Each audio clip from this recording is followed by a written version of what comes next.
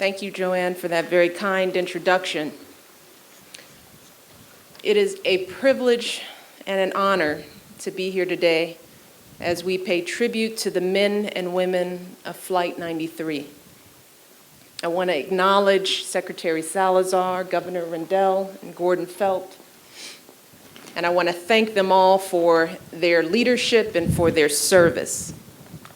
I also want to thank Reverends Britton and Way for leading us in prayer, and I want to particularly recognize and thank Mrs. Bush, not just for her moving words today, but for being such a source of love and support for the families of Flight 93, and for all her work to help our nation heal in the days and months after the attack. Thank you so much.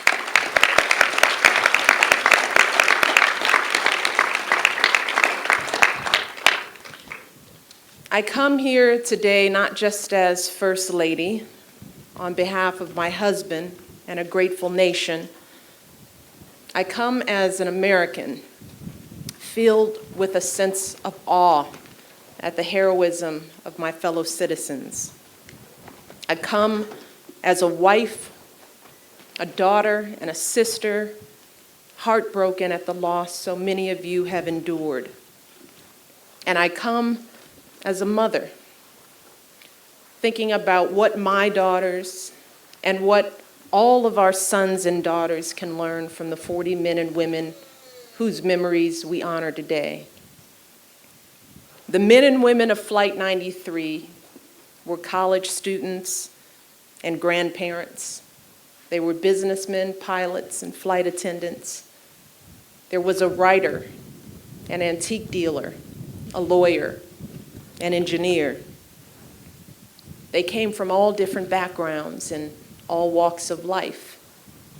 And they all took a different path to that September morning. But in that awful moment, when the facts became clear and they were called to make an impossible choice, they all found the same resolve. They agreed to the same bold plan.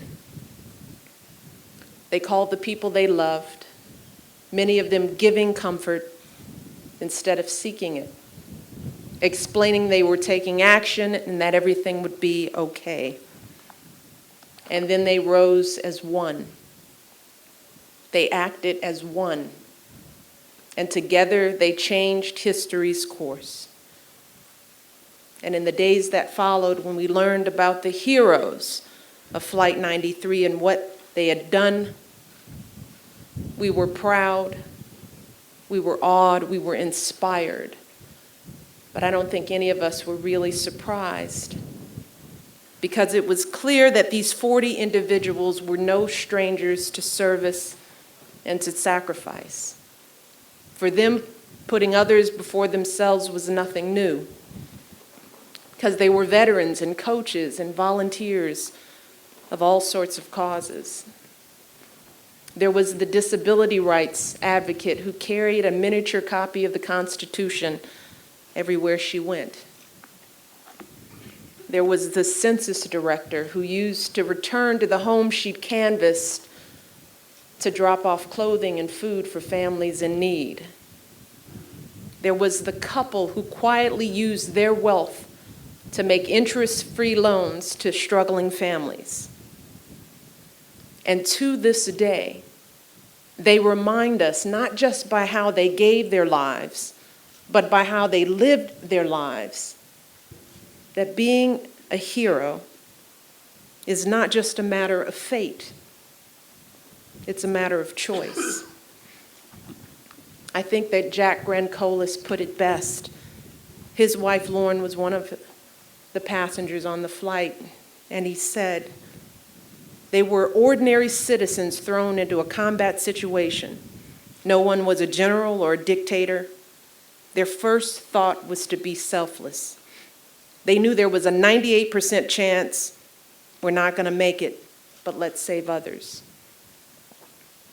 The men and women on that plane had never met the people whose lives they would save, yet they willingly made the sacrifice. And before September 11th, the people of this community didn't know any of the families here today, yet they embraced them as their own, inviting them into their homes, guarding this sacred spot day after day, lovingly cataloging every item, memento, every photograph, every letter left at the temporary memorial. And over the past 9 years, more than 1 million people have come here to pay their respects, to express their gratitude, and to try in their own small way to ease the burden of these families' grief by honoring the people they loved. And all of this reminds us that while this memorial begins here in Shanksville, it doesn't end at the edges of this field. It extends to all those they saved, whose lives today are possible because they gave theirs. It extends to all those they inspired, who thought to themselves, if they can do something that extraordinary with their lives, then maybe, just maybe, it's time I made something more of mine. Maybe it's time I wore my country's uniform. Maybe it's time I gave more to my community. Maybe it's time for me to be a better friend, a better neighbor, a better American. And most of all, this memorial extends to all their families whose lives were shaped by their love. And I'm thinking especially today of the children, toddlers who have grown into young men and women, teenagers who've become adults who will one day bring their own children to this place and tell them about the proud legacy they inherit. Sonali Bevan was just 5 years old when she lost her father. And even in the midst of the shock and the heartbreak of first hearing the news, she said to her mother, "I am so sad, but I am not the saddest girl in the whole world because children lost their mommy and daddy." Muriel Borza, who's here with us today, was just 10 when she lost her sister Diora. And in a speech on the 1-year anniversary, she called for a worldwide moment of peace.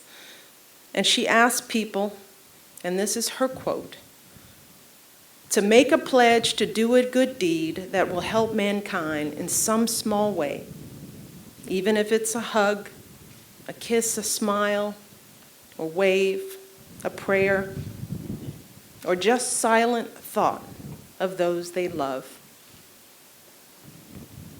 And I know that all the young people here have done their very best to be strong for their families and to hold the memories of their loved ones close and to live their lives in a way that would make them proud.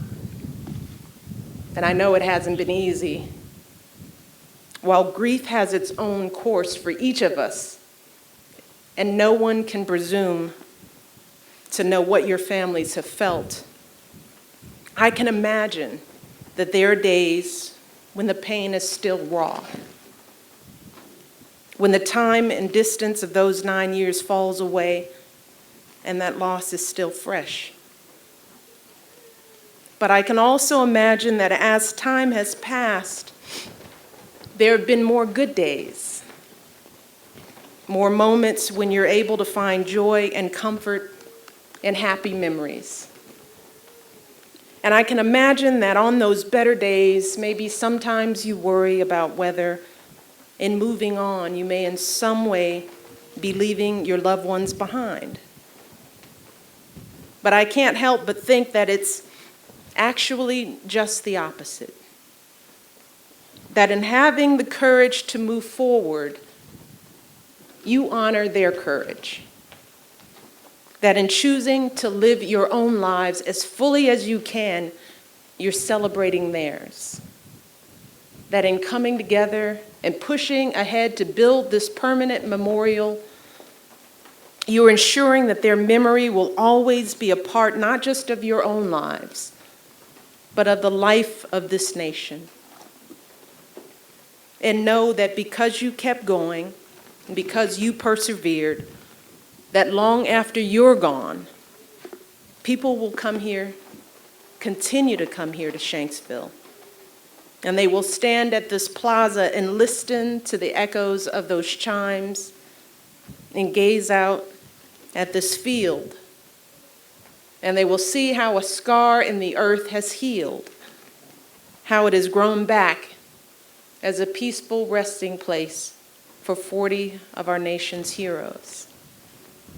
They will understand that because of all of you, a site of devastation and destruction was transformed into a place of reverence and remembrance. And it is truly my prayer today that in the years ahead, all who come here and all of you may be filled with the hope that is written in the book of Psalms. Though you may have made me see troubles many and bitter, you will restore my life again. From the depths of the earth, you will again bring me up. May the memories of those who gave their lives here continue to be a blessing to all of you and an inspiration to all Americans. Thank you all. God bless you, and God bless America.